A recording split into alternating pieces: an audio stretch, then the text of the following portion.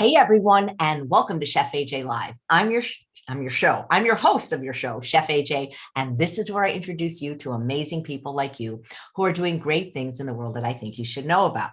I'm so excited for today's guest. You know, most of the guests on the show, I would say over 90% are referrals from past guests, and today's guest came to me via Dr. Lori Marbas, who's a wonderful plant-based doctor. She has a whole company that does telehealth. And she said, you must have Jamie on your show. She not only lost 250 pounds, but she has quite a story about her history with weight and struggling with food addiction. And I really resonate with everything she has to say. Please welcome Jamie Morgan Reno to the show. It's so nice to meet you. Thank you. So nice to meet you. Thank you again for having me. Of course. Well, you come highly referred and you're wearing like one of my favorite colors. I that shade of blue, man, it's beautiful. Thank you. Yeah. So looking at you now, you're beautiful, you're slender. I think people might have a hard time believing that you weighed 250 pounds more than you do now. If they're on my mailing list, we sent a photo, but not everybody watches the show is subscribed to my mailing list. So do you think you can prove it? I can. Yes. I have a photo and I'll make sure I still talk here while I hold up the photo. So tell me if that's in screen for you guys. That was not actually near my highest, but that was one of the only photos I wanted taken of me at my, near my highest. At my highest, I could not find scales to weigh me. Not that I was, looking that closely, but this was one that was taken actually the very, very end of that deep addiction cycle. And this was probably close to my highest. And again, I can kind of get it close to the camera for you. So you can see there, that's it was well over 400 at that point. I'm about 5'8" and I have, a larger frame, but 400 plus pounds. And I remember not being able to walk, not being able to really move much. It was very painful existence then. Yeah. Well, first of all, congratulations on the incredible success. I'm sure you must feel very proud of the success you've achieved because not everybody can do what you did. Thank you. Thank you.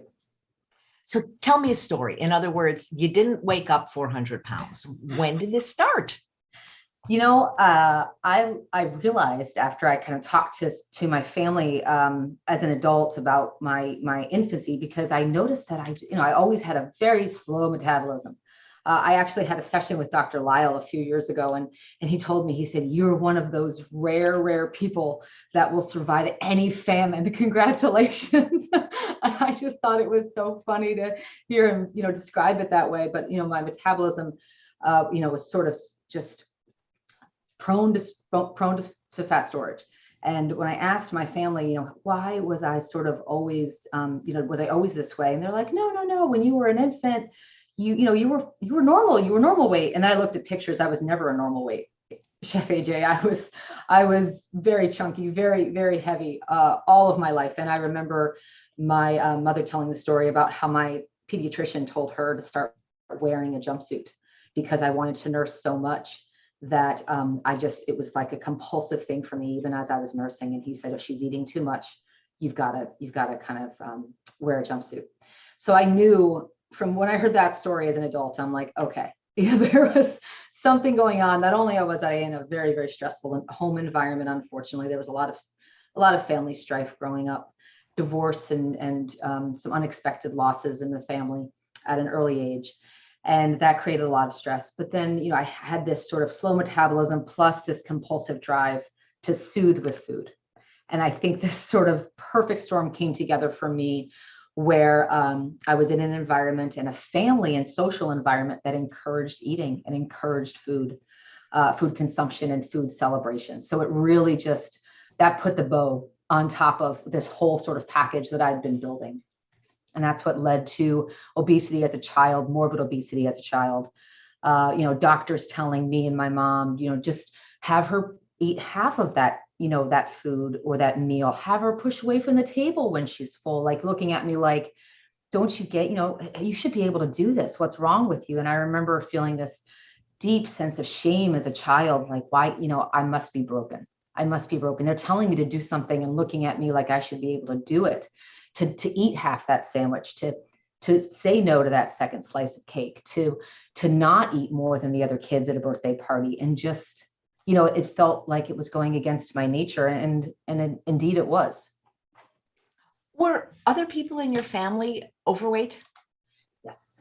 I am my mother was a severe processed food addict. And unfortunately that addiction took her at an early age. She was only 60 when she passed away. And I have folks on both sides of my family that were obese and are obese. And unfortunately, on both sides of my family, we have big boned people and people that had morbid obesity, even back around the turn of the century, 1900s. I was shown pictures. So it is just in my genes. Yeah, congratulations. Well, the good news is, Jamie, if there ever is another famine, you'll survive. That's right. That's right. At what age is your first recollection that you were overweight? Oh, very young. Family comments at family functions and birthday parties. You should not eat that much. Stop eating. Take that food away from her. Stuff like that. It was pretty young. It was pretty young. Yeah. Were other kids your age at that time? Because you don't have to tell me how old you are, and I don't know, but like, were you the only one? Because for me, I wasn't as heavy as you, but still, when you're the heaviest one in your class, people notice. Yeah. So I have one sibling, an older brother. He was always a normal weight as a child and a young adult. He never struggled. Cousins and others were always normal weight.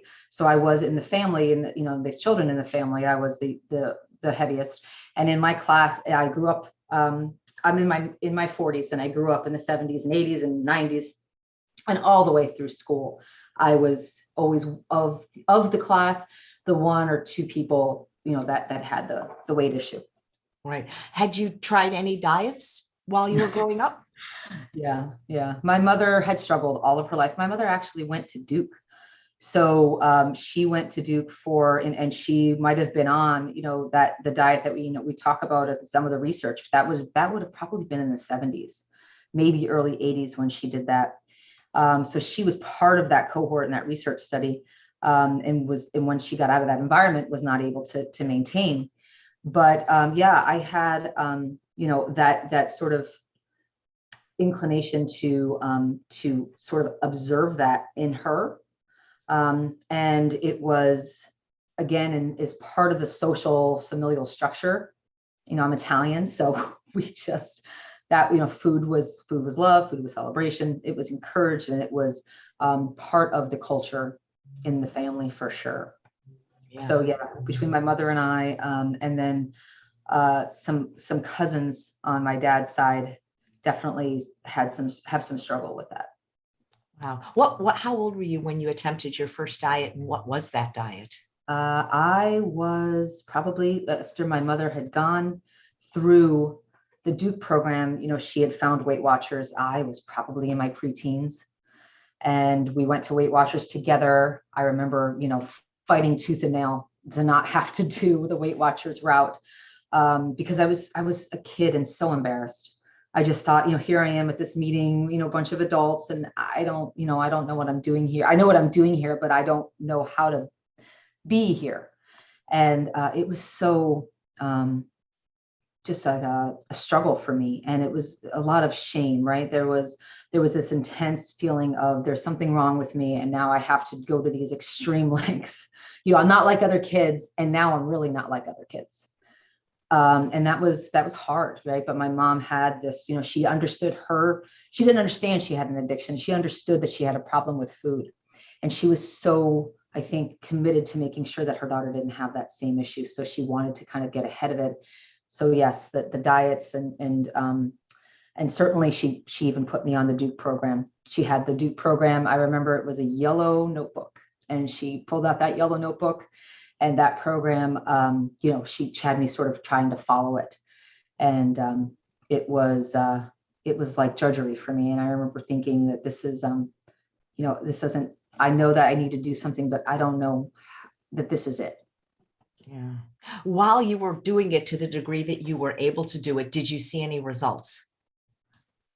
As a child, I don't remember seeing many results. I just remember progressively my sizes going up. And the only reason I remember that is every year when you shop for school clothes, you know, it was like we had to shop in a different size range and then jump from kids to petites and petites to, you know, women's sizes and then women's to plus. I'm about 20 years or so older than you. And I remember the same thing every year, being too fat for the last year's clothes. And I'll never forget when this salesperson said to me, because I was already like, I was under the age of 11 and I had to go into, you know, basically adult sizes. And the lady said to my mom, if she gets any fatter, she'll have to shop at Lane Giants. She meant Lane Bryant's, but it was like a, you know, you know, and, horrible. Yeah. That's incredible. Wow. In addition to having the excess weight, did you have any health complications that you knew of from having that? You know, it's so interesting.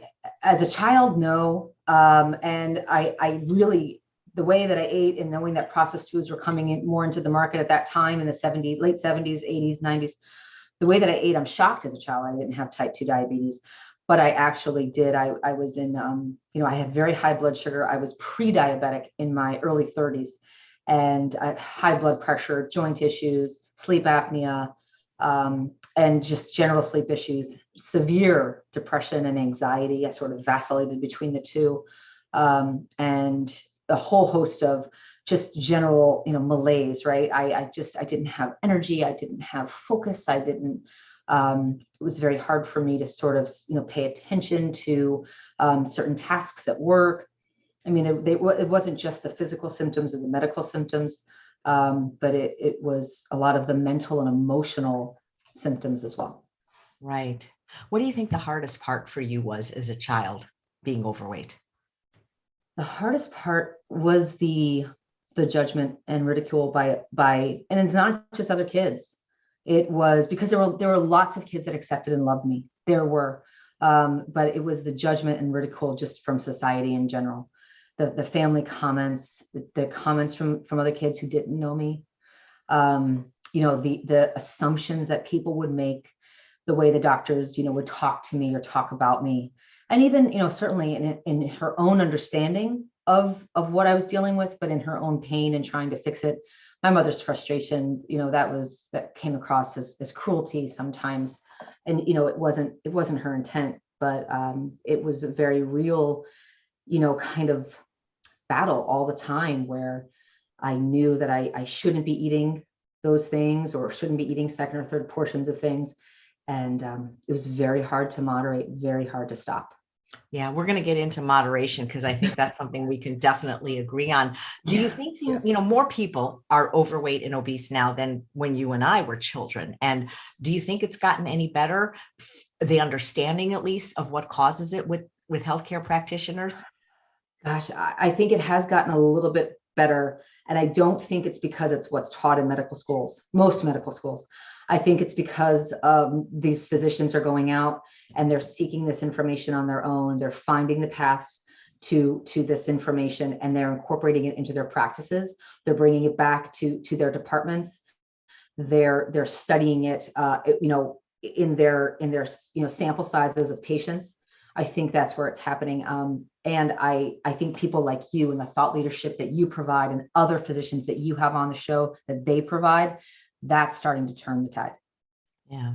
You know, I always wonder when people lose any amount of weight and keep it off, like what was the pivotal moment? Like for me, I had tried and failed many times, but it wasn't until I broke my knee and I was in a wheelchair and I said, that is it. Because I couldn't even, you know, go to the bathroom by myself. And that was humiliating.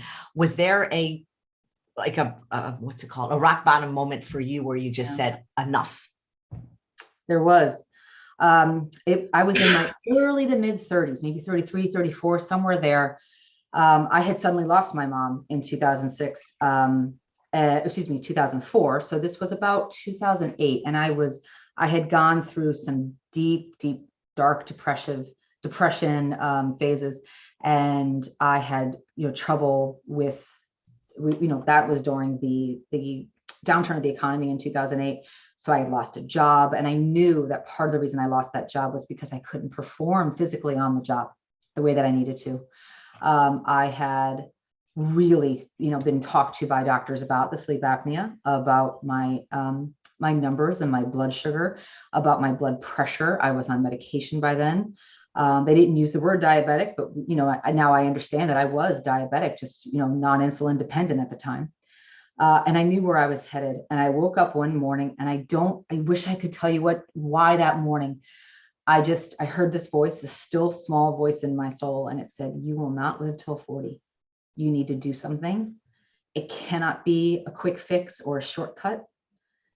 And you've got to learn how to take care of yourself, or you're not going to live to 40." And I didn't know then that, that still small voice was, it's something told me, just, listen to it, listen to it.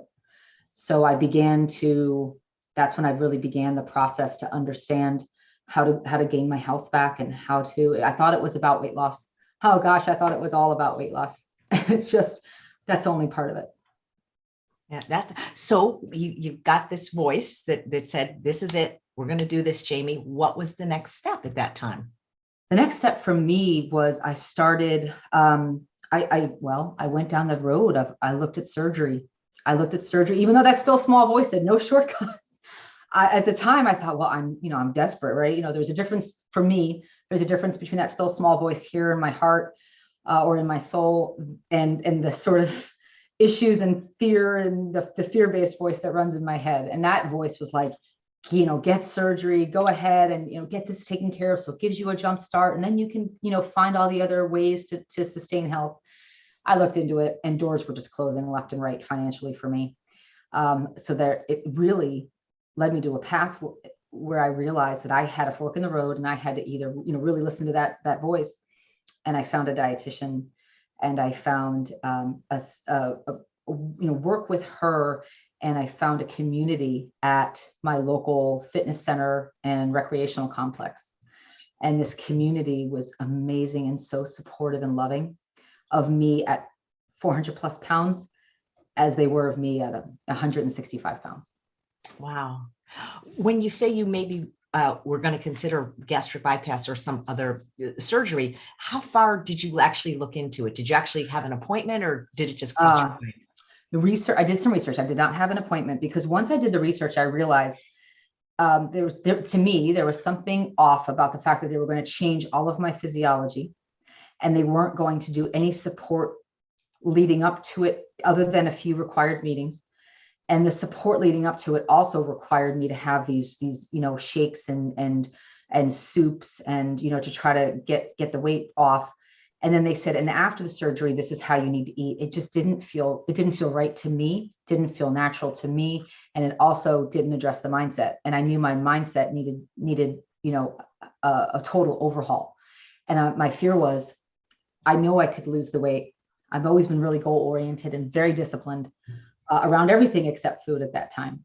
So I thought, okay, I can do this, but then I'm going to get to the point where I need some tools.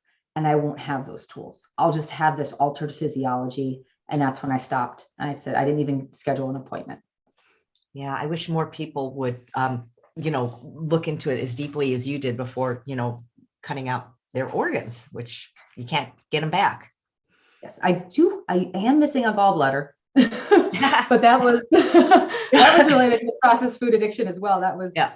But that was something that unfortunately had to come out. And also very glad that I follow the SOFA-free lifestyle now, because nothing to process that oil anymore. So at what point in your journey did you first hear about a plant-based diet and become plant-based? Actually, that was in 2012. At that point, I had lost about 200 pounds naturally with the help of a dietitian. I had now years prior to that, I had worked with a dietitian and a doctor, and I was taking diet pills. So they had talked to me then about plant-based diet, and I was like, nope, I'm losing weight. I'm good. I'm feeling fine. Well, I had, since that point, many years down the road now in 2012, I kind of thought, let me just find out more about this plant-based diet. I read the China study. I watched Forks Over Knives when it came out, and I converted immediately. Because, when I had a lot of these other issues before I'd lost the weight, one of them was a discussion about my heart and the valve function of my heart. And they were concerned that the diet pills from years before had affected my heart. And when I saw the research and Dr. Esselstyn's, research on cardiovascular health as a result of this diet, I thought, you know what, in case there is something in there, I'm just going to go this route. Unfortunately, at that time, I did eat a ton of whole foods, but I wasn't all whole food, plant-based. And so I was about 2.5 years on the vegan lifestyle then. And I did fine overall. But I noticed that my energy wasn't great. I was having some hair and skin issues. And it was because I was eating a lot of this vegan replacement meats, and not focusing on nutrient density and focusing on that balance that I focus on now. When you first started your weight loss journey in, I believe you said it was your 30s, whatever plan was given to you by the dietitian that you were working with, was it free of processed foods? Like, had she or you known back then about processed food addiction? That's a really, really valid question. And that's a huge part of the journey. So no, she was, we were focused, of course, on weight and health overall. But she was brought up and had her career in the ADA paradigm. So she was all about moderation and all about, the process, incorporating the processed foods, and don't cut anything out, and you can have all these things. And, as I lost weight, she's like, okay, go ahead and have that slice of pizza, have that piece of cake at your birthday party. This is living. This is what life looks like. It's too extreme to go the other way. And it made sense to me. For a long time, I tried to moderate. And then I got to the point where I was, sitting around the 200-pound mark and always hovering around the 200-pound mark. And I could not budge. And I had the food monkey on my back a lot, all the time. And I would moderate those foods she told me I could have. You're being too strict, Jamie, have those foods. And I would just be consumed with thoughts about when I could have them again. And I realized at that point, this was 2017. And I thought, I had tried to moderate these foods for 5 years and I can't do it anymore. Yeah, well, two peas in a pod. It drives me crazy when well-meaning healthcare professionals, particularly dietitians, teach that paradigm that all things in moderation. Really, like cocaine in moderation. They do not understand addiction if they feel that people that have it can moderate it. That's the whole idea of it. Because if somebody could have moderated it, they probably would have already. Yes. And yeah. And, she's a truly lovely human. And I love her dearly, but that I knew I had to sort of break up with her, right? I had to say, I love you as a human, but I can't work with you as a dietitian anymore. It's taking me down this path of food obsession. And I didn't even know I had it because I'd had food obsession my whole life. So it was all part of, for me, it was all part of the way my brain was wired. So the idea then, when I didn't eat those foods and the obsession would go away, I thought, I have all this space in my brain for all these other things now. It was just a huge light bulb went off. Yeah, I really have not met anybody that truly follows an unprocessed SOS-free diet that struggles. It's always when they dip back into, the restaurant food, the processed food, when you get rid of it and eat like our ancestors ate throughout most of human history, whether or not that even includes small amounts of animal products other than dairy, people don't have the obsession, the cravings, the compulsion. And they beat themselves up for something that is a disease that was created by the processed food industry. And the answer is just stop eating processed food. Yes. Yes. Even if it's vegan, and people don't realize, all the fake meats, all the fake cheeses, it's all processed food. If it comes in a can, a box, a bottle, or a bag, with very few exceptions, beans, tomatoes, you're not supposed to be eating it. I mean, you can, but if you're struggling with your weight or food addiction, I don't know how you're going to recover. Yes. And the marketing ploys these companies use, and I don't, even the companies that are altruistic and they're, they have this beautiful story, and some of them have like, Bible verses on their products. And you think, whoa, this must be good for me. And it's just, if I have the obsession back, that I'm thinking about that food minutes, hours, days after eating it, that tells me there's something in there that I don't need to be eating. Yeah, absolutely. Are you familiar with the concept of calorie density? Definitely. I live by it.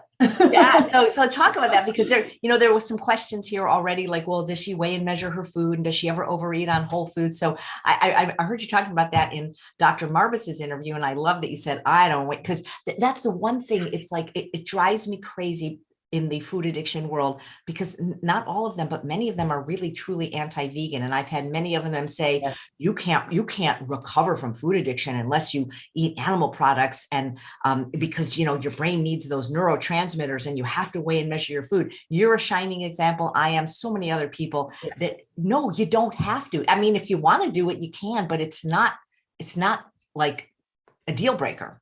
Mm-hmm. Yep, exactly. And for me, weighing and measuring my food was a deal breaker.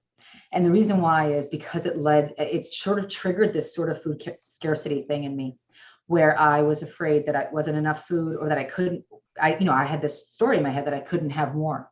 If I wanted more food than I had measured or weighed, that meant there was something wrong with me. And little did I know that all it meant was I had moved more that day. I had eaten less the meal before. I had moved more the day before. Who knows?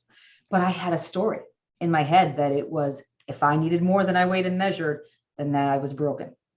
And that, when you carry that with you, I think it makes people, I think it makes people nuts. And I think that itself creates eating disorders. I cannot tell you how many people have to see people like Dr. Lyle or Dr. Hawk or Justina Froese, because they're caught in that mindset. And actually, it seems to backfire after a while. Yeah, and it did for me, for sure. And so when I found calorie density through your work, Chef AJ, I mean, clearly, I remember where I was when I watched the calorie density, your talks on calorie density, and oh my goodness, Jeff from Dr. McDougall's group, his talk on calorie density from years ago. I remember it was 2017. I remember standing there watching because it caught my attention, and I was now I focus on the way that I eat, is making sure that most of my structure of my meals comes from those vegetables or raw veggies first, and then I kind of proceed to the denser foods as I progress through the meal. And sure enough, it works every time. It just takes care. It really, and actually, Dr. Goldhammer says it's never not worked, and I do the same thing. Dr. Goldhammer calls it sequencing, and it not only just works for weight loss and food addiction, but actually for health, because it's very hard to eat, delicious air fried sweet potatoes and then, I'll have a salad now. No, you always want to have the higher caloric density foods, because they produce more dopamine. And it's the only time that you really can enjoy those low caloric dense foods is when you're truly hungry. And that's why I start every meal with salad, with steamed vegetables, raw vegetables, but your lower calorie density food, then you'll really enjoy it. Yes. And I do. And I'll say one other thing about calorie density for me, and I don't know if your experience was with this, but when I eat according to calorie density, it is infinitely easier to listen to my body's cues. I know exactly when I'm full. I don't get tempted, to answer that question. I don't get tempted to overeat, because I know that the way I eat naturally supports my health goals and my weight goals. So I really just stick to, where my appetite tells me. And when I stop when I'm full, and I just kind of move on. I move on with my day. And I know that if I'm hungry a couple hours after a meal, it was probably because I might have had, too much of those high fiber veggies, and maybe I needed a little bit more starch, or, a little bit, more of the legumes. And so it's balance, but I don't have cravings, and I don't have those urges to overeat just because it tastes so good. Yeah, absolutely. One of the things I never understood, and none of the people in the food addiction non-vegan space could ever really answer for me, is that they have these strict weighing and measuring policies of like 7 ounces of vegetables, but they give the same plan to somebody, whether she's a 4'10" woman or a 6'2" guy.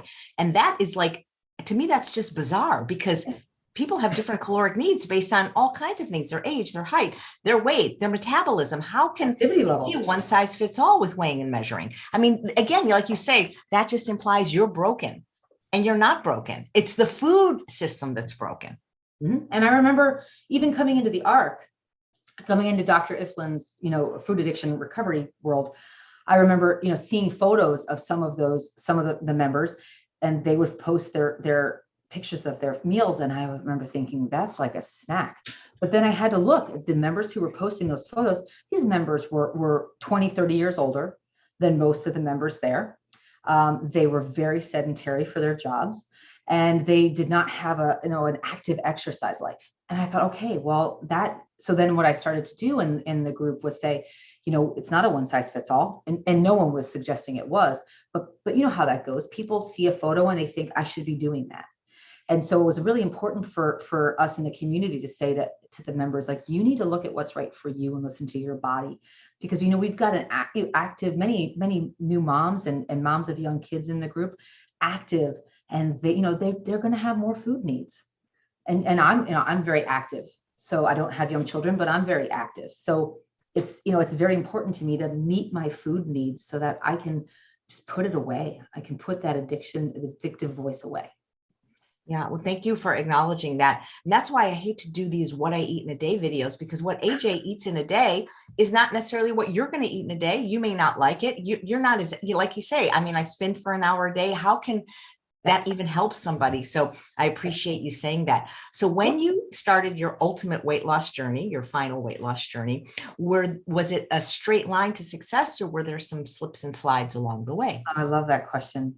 So for the most part, really, I don't want to say a straight line, but it was an upward trajectory the whole way, or I guess a downward trajectory the whole way. And, it took me about 4 years to lose the weight. And I consistently kept, the bulk of that 250 pounds, lost about 200 over 4 years. And then I really, sustained and maintained and sort of tried to moderate the processed foods for about 5-6 years. And then once I realized that was just, not possible anymore, the rest of the weight came off effortlessly once I went whole food plant-based and learned the secrets of calorie density and began eating that way.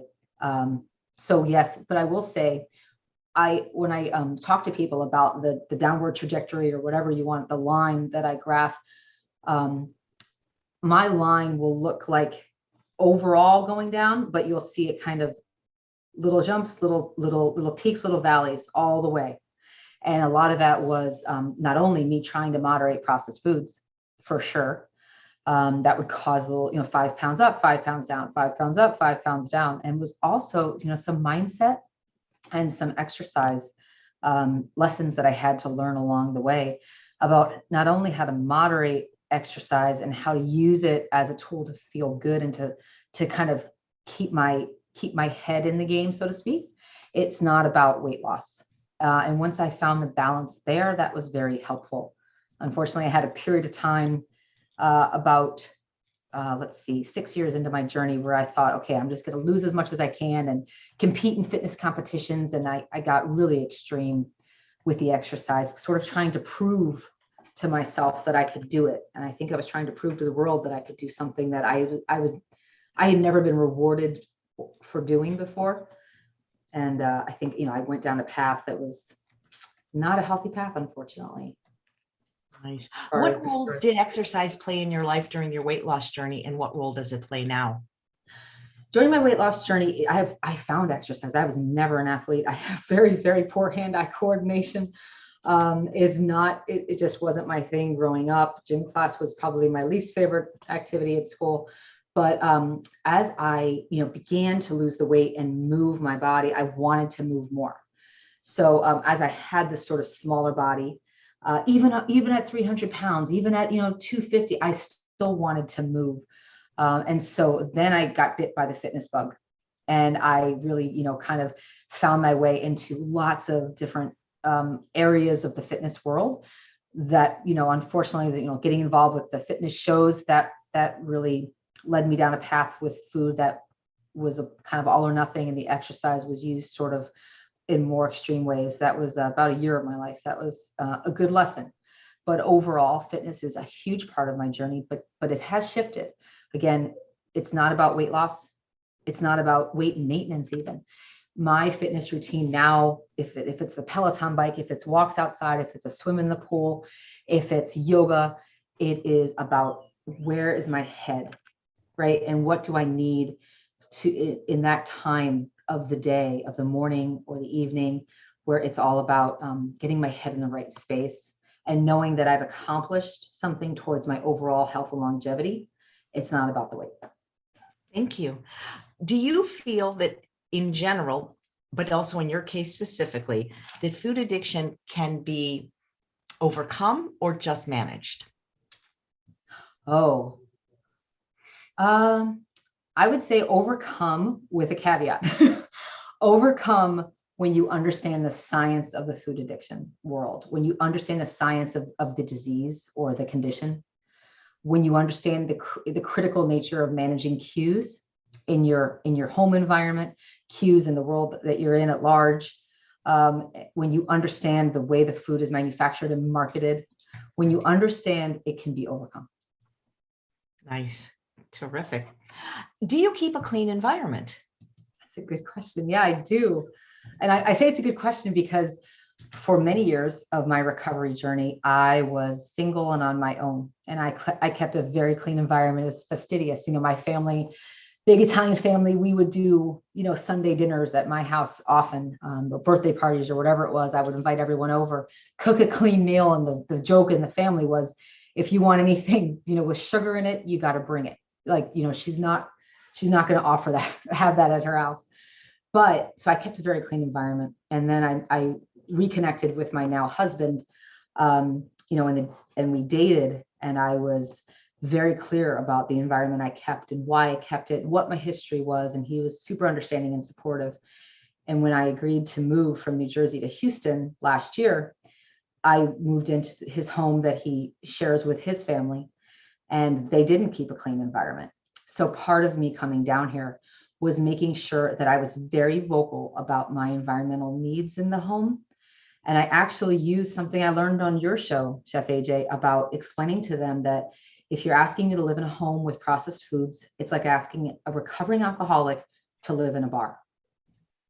So we need to find a way that these foods can be out of sight, out of the environment. And we were able to do that. We were able to do that. And they've been extremely gracious in helping me, not live in a bar. Yeah, well, I'm glad that you spoke up for yourself, because so many of the women that I've worked with, they're agreeable, and they just, not only don't they insist on a clean environment, they don't even ask for it. Yeah, that was non-negotiable for me. Well, good for you. Yeah, I love that. So this question from Jordan, who's watching live, is a question we get for every guest, but it's particularly important, I think, in your case, having had such a massive weight loss and weight maintenance success story. What does a typical day of yours look like with both food and movement? Sure. So typical day. So for me, it's food, movement, and spirit or soul, right? So I do a lot of work, and, my thought life can take me back down the sedentary path, or the processed food path, if I let it, right? And so I make sure that my day starts with some sort of mind or journaling work. And then if I can't do it in the morning, I make sure to do it later in the day. And then I move first thing in the morning. I notice I wake up with a lot of nervous energy and so I'm sure it's a cortisol spike first thing in the morning. And so I like to work out or move. It might be a walk outside, some time on the Peloton, I'll do strength training as well, and some stretching and foam rolling. And then breakfast is, a lot of, it's actually vegetables. So vegetables, brown rice, some chickpeas. And if I have a smoothie, I will have a smoothie, and it's packed with greens. And fruit only to sweeten those greens, and some lemon juice to cut the bitterness. And this whole sort of breakfast design was designed with Dr. Marvis, and she and I looked at all of my blood markers, all of my lifestyle habits, all of my, what kind of maybe revs me up a little too much when I eat it, fruit wise. And she helped me pick, that recipe that worked best for me. And then we, for lunch, I will actually, if I have leftover breakfast, I'll have that for lunch, because I listen to my body, and many times I make breakfast with my eyes, but my stomach doesn't need that much. So I listen to my body when I'm full, and I finish, for lunch, I finish what I had for breakfast. And then dinner, we have, either some of your recipes. I love your lentil stew. And I also, we really like making different kinds of vegetables and sauces that we'll make, or some of the plant-based cheese sauces. I've helped convert my husband, who's a cheese sauce lover, to the plant-based cheese sauce world. And we'll do that with tofu scramble, or, a bean and vegetable dish with some of the cheese sauce. For me, I find that it's easier to, when I eat potatoes, for me that my weight sort of stays the same. And I limit potatoes overall for me, given my metabolism, given my history. But I love rice and quinoa and millet and grains and everything in between there. And for some reason, orange sweet potatoes, I can take them or leave them. So I keep those in overall, with dinner here and there. Nice. But you don't really, other than foods that are problematic with you, you don't really like limit categories of foods other than animal products and processed food, it sounds like. Not at all. Yep. Not at all. And I have on my YouTube channel, I have this video called "My Favorite Vegetable Was Popcorn," because when I was a kid, that was my answer. And I thought I had this wide variety of foods available to me, but of course they were all processed foods. And folks that are on the outside looking in now say to me all the time, "Well, your food choices must be so limited." But the joke is, my foods before were all yellow, brown, white, and the red, of course, was only from ketchup. And now I look at my foods and I literally have, all the colors of the rainbow every meal, every day. And the world of food is wide open to me. Yeah. And so you're not afraid of fruit. You're not afraid of starch, all those evil categories that, not evil in air quotes, of course. Yeah. Nope. No, not afraid of it. And I had moments, right, in my journey of recovery. I had moments where I believed the hype, and I was trying to moderate things, and I was having animal products that kind of limited me as far as what I could do, calorie density wise. And once I understood the science behind it all, and I got rid of all that, yes, everything opened up and just became so much easier. Has anyone in your family joined you in following a plant-based diet? Actually, my husband has converted. He was standard American diet, much like your husband. He has problem keeping on weight. He has the opposite issue. His metabolism is very, very active. So when we I explained to him my needs, and I said, this is how I cook, and when we're together, because we dated long distance for about a year, Houston to Jersey, and we would visit each other. And I said, when we're together, like, I'm going to cook these meals, and I'm going to make this, we're going to make these things together, eat together, but it's going to be this food. And he said, I can benefit from better health. Sure, I'll do it. So he just jumped in, and he's now, I would say, 80 to 90% plant-based. And yeah, but no, other members of the family, they're still, moderating and standard American diet overall. And I'm guessing if your husband eats anything that's not on your food plan, he probably doesn't eat it in the house or in front of you, or. No, and he's so considerate. And we actually live with his father, who's almost 80. And his father went from just, eating whatever and whenever he wanted, wherever he wanted in the house. He actually now pulls that food into the back part of the house, where he knows I can't see it. He is so kind and considerate with how he knows that food is very triggering, and he doesn't eat in front of me. That's really wonderful. That's fantastic. So you talked a little bit about Dr. Marbas. Is she your personal physician?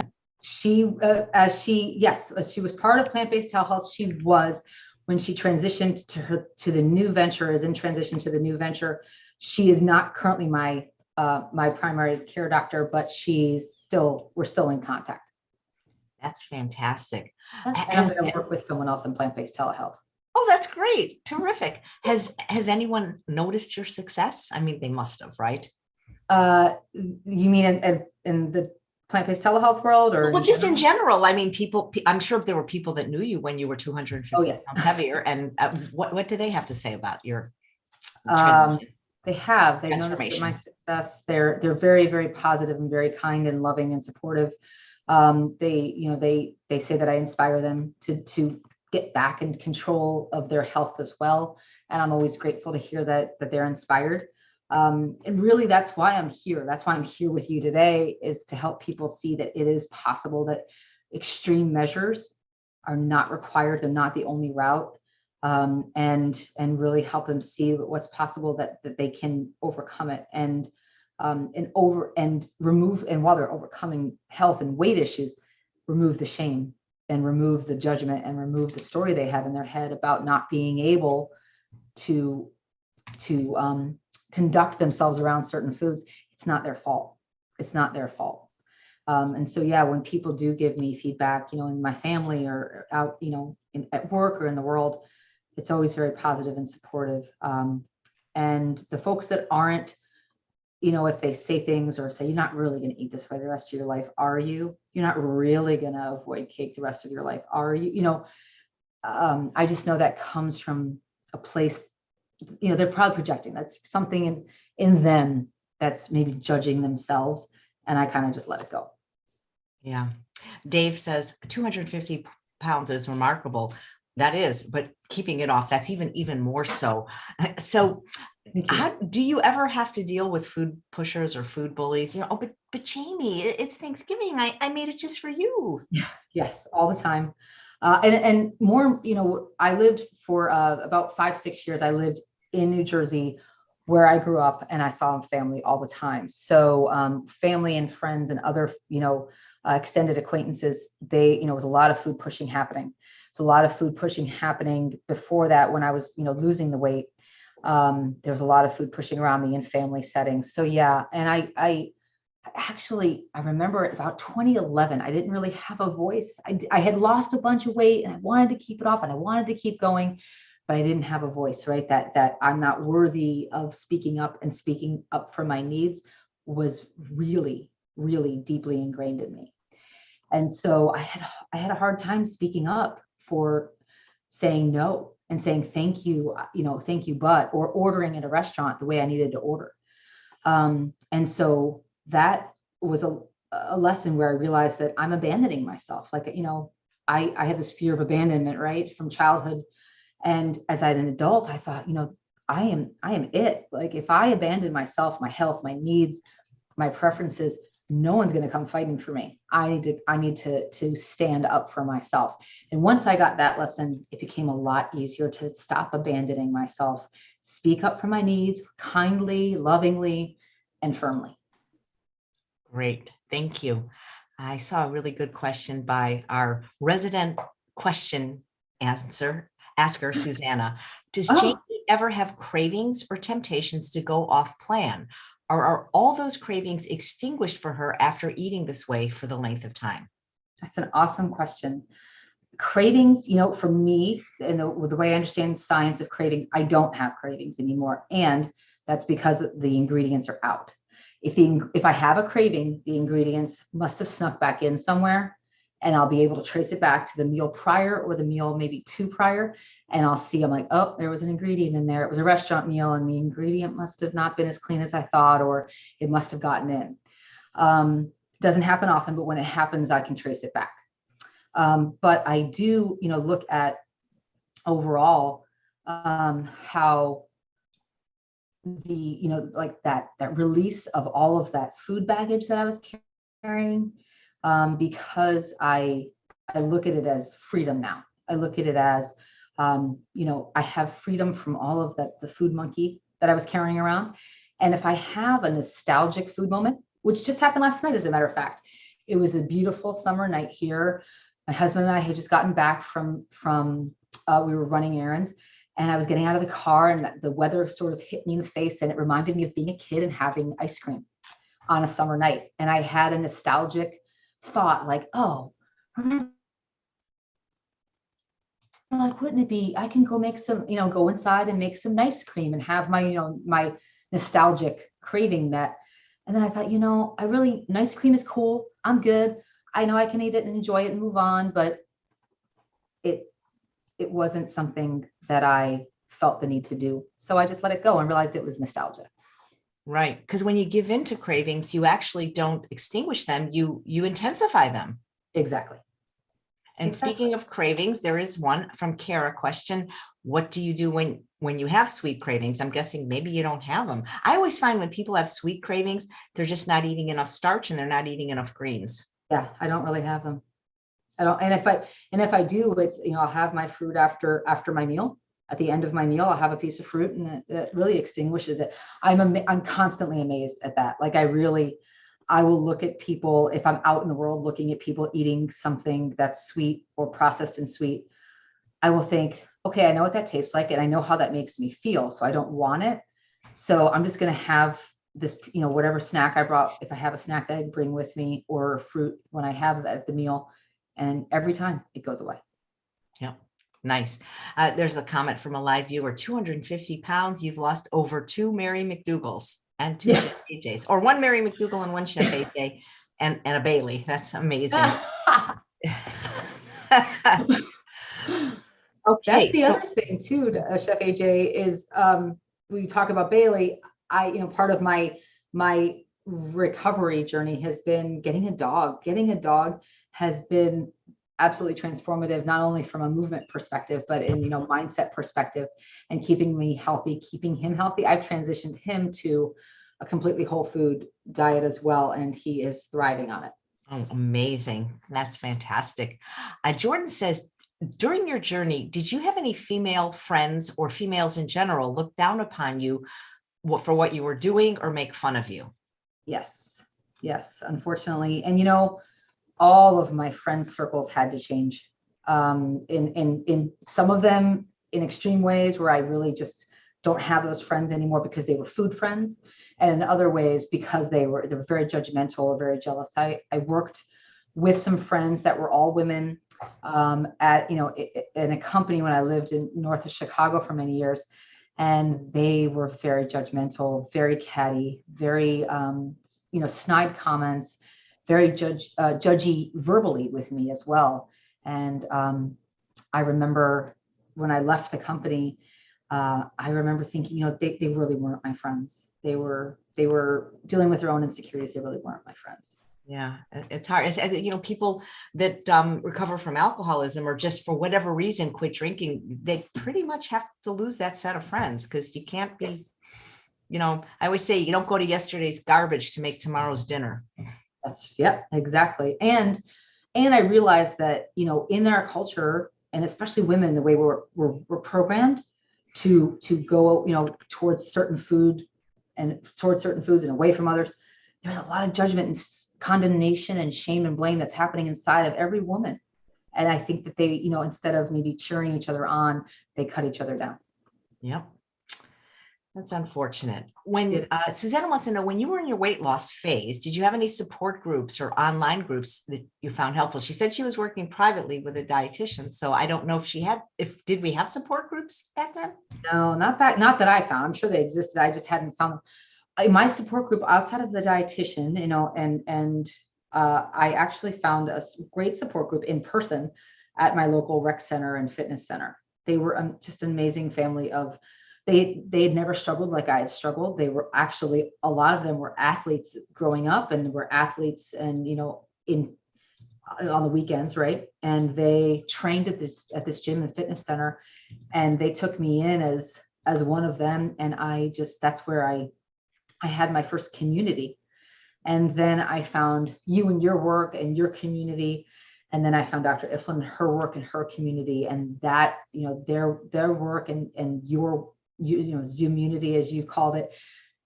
I get a lot of support and a lot of what I need community-wise now from those digital communities and virtual communities. Nice. There's a question that before you started your ultimate weight loss journey, was your diet really bad? Was it just standard American? Was it pizza and cheesesteaks? Was it just mostly processed food? So what was it before you switched? I was a major fast food addict, in addition to the processed foods. So it would start, it was constant drive-throughs and drive-through meals and fast food meals, multiple orders, multiple meals that I would order as I would go through the drive-through. And I would eat all of them. So I would eat 2 and 3 meals, and for lunch, right? 2 and 3 value meals would be my lunch. A big box of baked goods would be my breakfast. My dinner, if I cooked it at home, was always processed foods. It was cheesesteaks and hamburgers and pizzas and French fries and chicken fingers and all of the sauces, cheesecakes, and I mean, the richest, most calorie dense foods. Truly, Chef AJ, the fact that I didn't come out with some major medical issue by the time I was in my mid 30s is a shock, given how I was eating. No. Is that little voice still talking to you? Yeah, in a good way. Down here. Yeah. Down here. The one up here I don't listen to as much, but yeah, the one in my soul, yeah, it does. And it guided me. It guided me here. It guided me to the work that you do and the thought leadership you provide. It guided me to the work of Dr. Ifland and guides me through her community. Right. Her community is not 100% whole food, plant-based. And so I've helped, me and other members have helped carve out a niche within Dr. Ifland's community to make sure that we have a voice. That is fantastic. And that's what I love about Dr. Ifland and Dr. Tarman, that even though they are not plant-based themselves, they don't say, like some of their colleagues, you have to be animal products or you're not going to recover. That's nonsense, because too many people have, Jamie, do you ever worry that you're going to gain any or all of the weight back? For years I did. And I remember I had people in my life that would tell me, Jamie, that's not who you are anymore. And I didn't believe it, because I was still moderating processed foods, because I was still trying to moderate. And I knew the food monkey was there. And I thought, like I still think I could. And now, once I took out all those foods the last several years ago, I don't ever, because it's so easy and effortless. I just listen to my body. It tells me everything I need. I listen to that still small voice. I ask my body, what do you need right now? We were walking through the grocery store yesterday, and we were walking in the bean aisle, and I was like, oh man, black beans sound so good right now, like for dinner. Oh my gosh. And I realized, that, hormone shifts and other things for females. I thought, oh yeah, I'm having a hormone shift. There you go. I need some iron. And it was just so, my body just tells me loud and clear what it needs and what it doesn't need. That's amazing. So how do you feel about moderation versus abstinence in general, and specifically where your story? Moderation, and I don't mean to sound extreme, but it's my own personal belief after trying it for years, moderation kills and abstinence is just freedom. Yeah, I say abstinence is bliss, because don't knock it till you've tried it. It's just that it's too hard for so many people. They say it is. I mean, Dr. Goldhammer, I don't know if you saw him on the show a few weeks ago, but he kind of put the kibosh on that and answered the person's question about like why it's hard and how hard it is. And is it really hard? And, that kind of thing. And I have heard others say, and it might've been Dr. Goldhammer too, that, talks about, well, what's hard is getting your chest cracked open and having, all of your valves, rewired and replaced. And that's hard.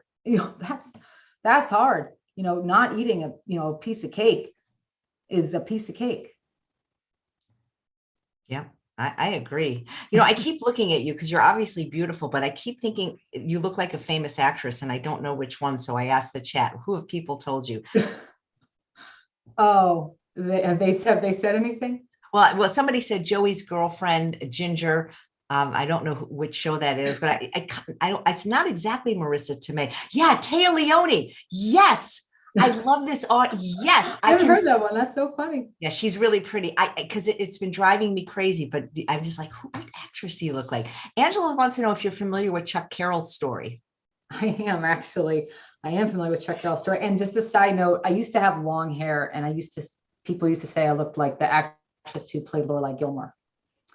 So nice. I don't know. I've heard that one a lot. But yes, I'm actually talking to Chuck Carroll about coming on to the Exam Room podcast and actually kind of sharing because his story is so similar. Really, when he talks about that Taco Bell bottom that he talks about when he was trying to, do the cookie diet, went back to the Taco Bell and that sort of, load of bricks emotionally that falls on you after you consume that food. And he realized for the first time what it was doing to him. Like I just lived it. And I have so much in common with him. I'd love to talk to him. Yeah, he's amazing. And, he did it through gastric bypass. And what I love about your story is you shows that you don't necessarily have to do it that way. And maybe you can save one person from having that operation. That's the goal. That's the goal. And Margaret, somebody said that's quite a compliment. I love. Wow. Thank you. Yeah, yes. But Tia Leone, I like that one. We have this little side game going on. Yeah. Jordan says, definitely go on his podcast. I would definitely listen. I love your energy.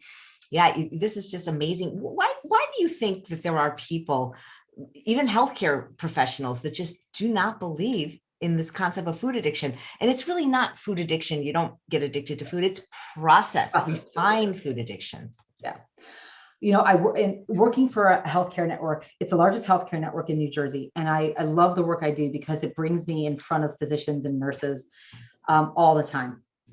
And I actually give grand rounds lectures on processed food addiction. And when I talk to these physicians, that, I constantly hear them say, the patients will never do it. The patients will never stick with it. I would tell my patients what to do. They don't want to do it. They just want a pill. They just want to move on. They want to come in and get their drug and go. And I ask them if, is that really something that's sustainable, not only for the patient, of course, but like for them from a practice perspective. And the answer really lies in the burnout rates. The burnout rates, I'm not even talking about pandemic related burnout rates, but burnout rates of physicians that are just not able to heal their patients.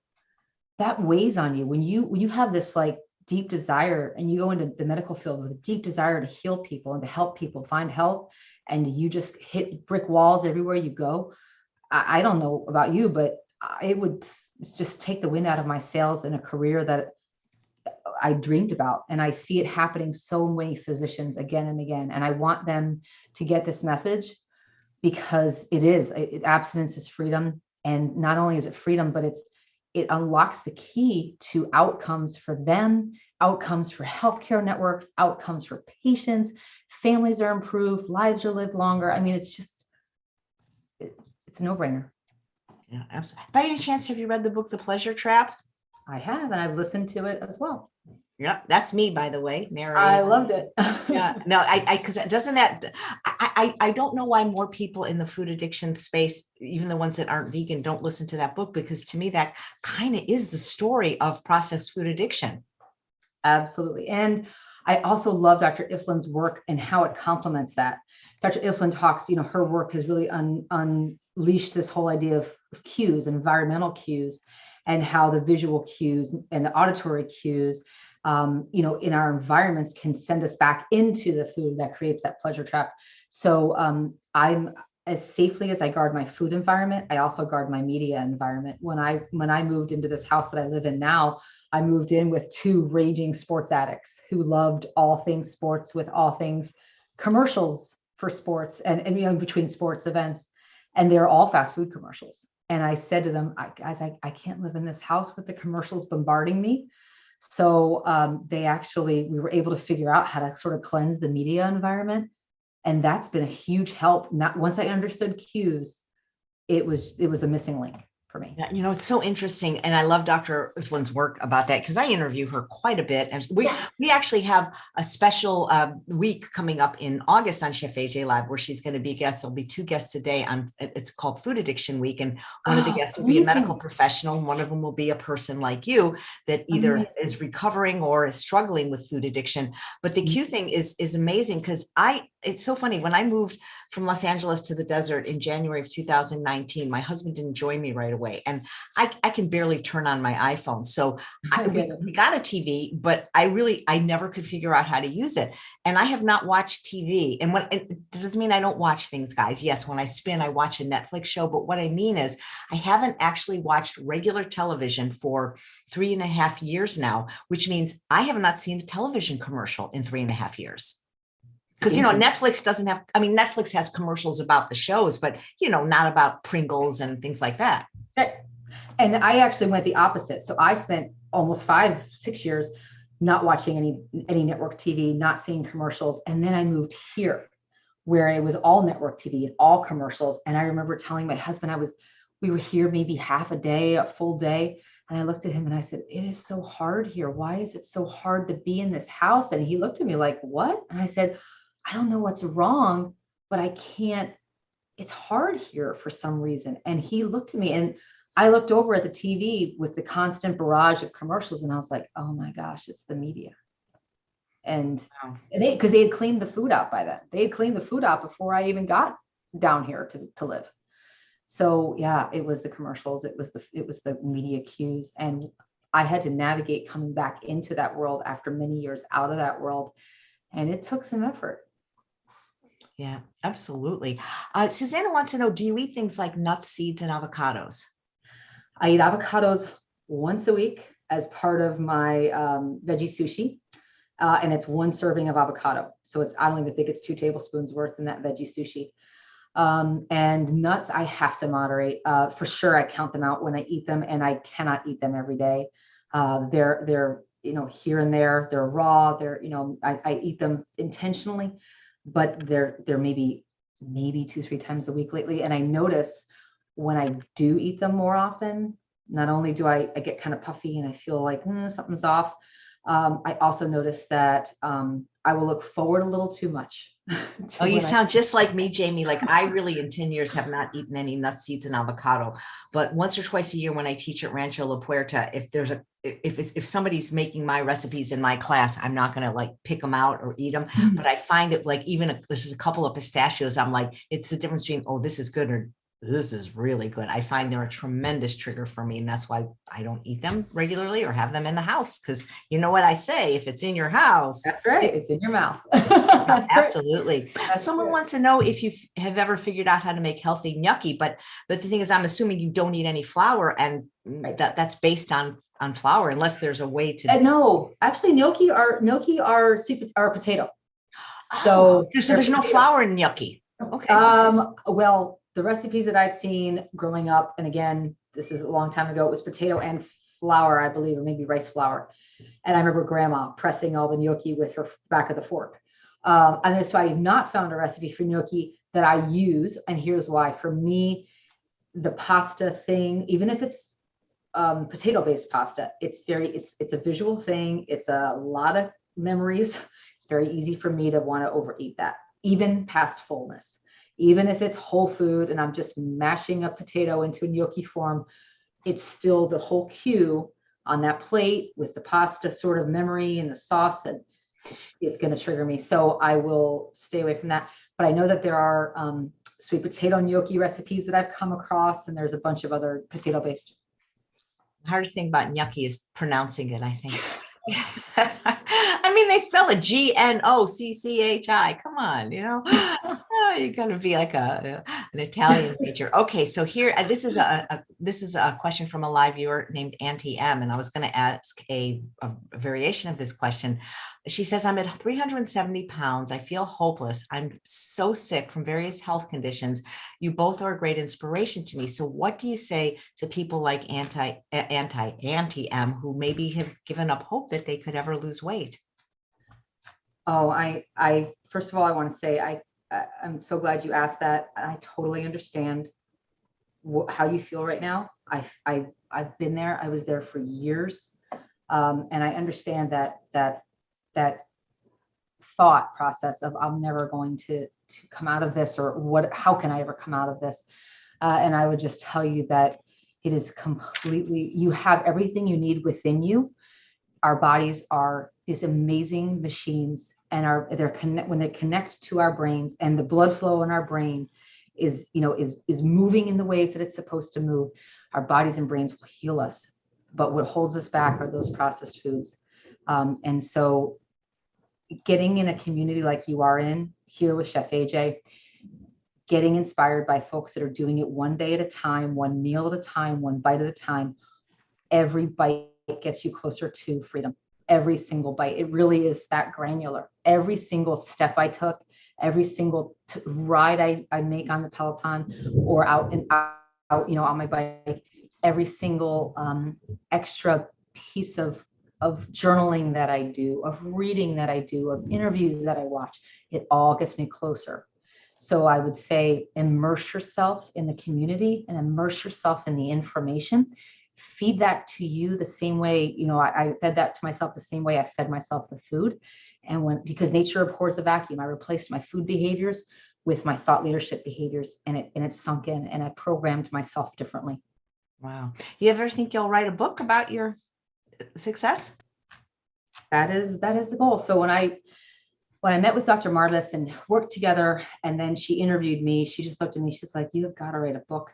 She said, "I know I'm not the first person that said that to you." And no, she has not. I've heard it often.